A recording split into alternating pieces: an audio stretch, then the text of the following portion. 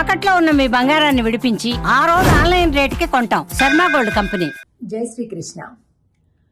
ఆండాల్ తిరువడిగళే శరణం. తిరుప్పావై దివ్య ప్రబంధంలో మొట్టమొదటి శ్లోకం నీళాతుంగస్తనగిరి. ఇది తని శ్లోకము అని అంటారు. ఏదైనా ఒక ప్రబంధాన్ని గ్రంథాన్ని ప్రారంభించుకునే ముందు ఆ చెప్పినటువంటి వారిని ఒకసారి స్మరించుకొని మనం చేస్తాం కదా, ఆ తర్వాత గ్రంథంలోకి ప్రవేశిస్తాం. అలాగా సాక్షాత్ భూదేవి అంశగా ఈ లోకంలో అవతరించినటువంటి ఆండాళ్ తల్లి ని గురించి శ్రీ పరాశర భట్టర్ స్వామి వారు స్తుతించినటువంటి శ్లోకం ఇది. దాన్ని ఒకసారి సేవిద్దాం.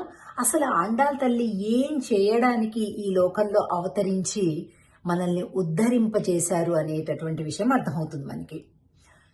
నీళాతుంగ స్తనగిరి తటీ సుప్తం ఉద్బోధ్య కృష్ణం పారాధ్యం స్వం శృతి శత శిరసిద్ధం అధ్యాపయంతి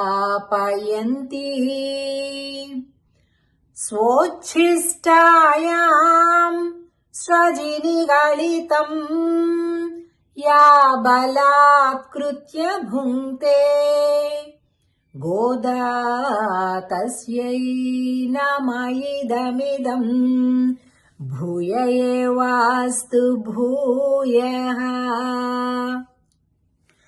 నీలాదేవి ఎవరు? యశోదమ్మ యొక్క సోదరుడి కూతురు. అంటే ఏంటి? మరదలు వరుస అన్నమాట స్వామివారికి.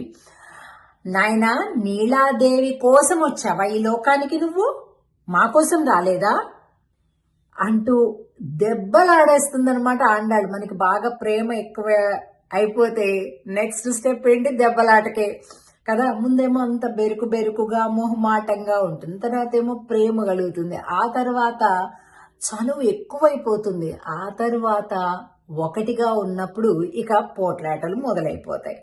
ప్రేమతోటి పిచ్చి పిచ్చి పోట్లాటలు కాదండి, ప్రేమ పోరాటాలు. ఇంకా నీ దగ్గరికి మేము చేరడం లేదు, ఇంకా నీ సమయం మాకు దొరకట్లేదు, అలాంటి ప్రేమనన్నమాట. నాయనా, నీలాదేవి యొక్క ఉన్నతమైనటువంటి స్తనముల మధ్యలో పవళించేటటువంటి స్వామి లే నిద్రలే అధ్యాపయంతి. బెత్తం పట్టుకొని పిల్లల్ని ఎలాగైతే దండించి మరి నేర్పిస్తారో అలాగా నేర్పిస్తుందట ఆండాళ్ తల్లి. చెప్తుంది ఈ భక్తి ప్రపత్తి అనేటటువంటి స్తనద్వయం, అటువంటి స్తనద్వయము మధ్యలో పవళించినటువంటి ఓ స్వామి అంటుందన్నమాట. అధ్యాపయంతి స్వోచ్ఛిష్టాయాం సజినిగళితం యా బలాత్కృత్య భుంక్తే. స్వ ఉచ్ఛిష్టం ఎంగిలండి, కరెక్ట్ గా చెప్పాలంటే తెలుగులో. సంస్కృతంలో స్వ ఉచ్ఛిష్టము అని అంటాం. అంటే ఏంటి? ఇప్పుడు మనం కొంత తింటాం ఒక పండుని, కొంత పండుని తిన్నాక మిగిలినదంతా కూడా ఉచ్ఛిష్టం అయిపోతుంది, అంటే ఎంగిలైపోతుంది. మనం తిన్న తరువాత ఇచ్చేటటువంటిది అవుతుంది కదా. మరి మనం భగవంతుడికి పాటలు పాడుతున్నాం అంటే మన ఎంగిలి తాకకుండానే పాటలు వస్తున్నాయా? అది వేదం కావచ్చు, స్తుతి పాఠం కావచ్చు, కీర్తనలు కావచ్చు, శ్లోకం కావచ్చు, ఏదైనప్పటికీ అష్టోత్తర నామం కావచ్చు, ఏదైనప్పటికీ కూడా ఈ ఎంగిలి తాకకుండానే ఆ శబ్దం బయటకు వస్తుందా? లేదు కదా. అంటే ఏంటి? భగవంతుడికి సమర్పించేవన్నీ ఎంగిలి పాటలే, ఎంగిలి మాటలే కదా. అయినా కూడా తప్పు కాదు, ఎందుకంటే ఇంకొక మార్గం లేదు కనుక మనకి కదా.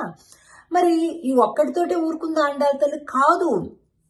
మాలలు ఇలాగ ధరించి చూసుకొని అద్దంలో ఎలా ఉన్నా బాగుందా, ఆ స్వామికి ఇలా వేస్తే ఎలా ఉంటుంది, అలా ఉంటుంది. మనం ఎలాగైతే ఈ గొలుసు పెట్టుకున్నాం, ఈ దిద్దులు పెట్టుకున్నాం, ఈ ఉంగరం పెట్టుకున్నాం, ఇలా చేసాం, అలా చేసాం, ఎంత బాగుంటుందో, ఈ పువ్వుకి దీనికి మ్యాచింగ్ అయిందా లేదా, ఇలాగా మనం ఎలా చూసుకుంటామో మరి స్వామి వారికి కూడా ఈ మాల వేస్తే స్వామివారి స్కిన్ టోన్కి ఈ మాల ఎలా మ్యాచింగ్ అవుతుంది, స్వామివారి వస్త్రాలకి ఇది ఎలా మ్యాచింగ్ అవుతుంది, ఆయన పడుకున్న పోస్చర్కి ఇక ఇక్కడ కనకాంబరాలు కడితే ఎలా ఉంటుంది ఈ ప్లేస్కి, లేకపోతే మల్లెలు వస్తే ఎలా ఉంటుంది, ఇలాగా అదండి ప్రేమ అంటే. నిరంతరం కూడా వారి కోసం తప్పించటమే కదా ప్రేమ అంటే. సో అలాగా స్వామి వారిని గురించి తప్పించిపోయి స్వామి వారికి ఆ మాలలు సమర్పించిందట. అవి కూడా వేసుకొని చూసుకొని తిరిగి తీసి స్వామికి. మనం అలా చేస్తామండి అసలు? మనకి అసలు పుష్పం కింద పెడితేనే మళ్ళా స్వామికి పనికి రాదు పెట్టడానికి. ఇక మనం తల్లో పెట్టుకొని స్వామివారికి పెడతామండి? అస్సలు పాపం కదా. కానీ ఆండాళ్ళకు ఉండేటటువంటి ఆ భక్తి పరాకాష్ఠలో అసలు ఆవిడికి తెలియలేదు ఆ విషయం. మొత్తం స్వామివారికి సమర్పించేసిందన్నమాట.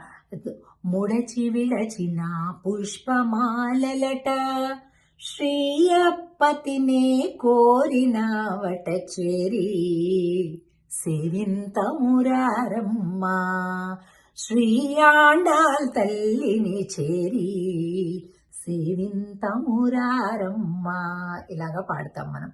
అలాగా ఆండాల్ తల్లికి భూయః నమో నమః నమస్సులు అని ప్రార్థించి మనం ఇక తిరుప్పావై ప్రబంధంలోకి ప్రవేశిస్తామన్నమాట. జై శ్రీకృష్ణ. ఆండాల్ తిరువడిగళే శరణం.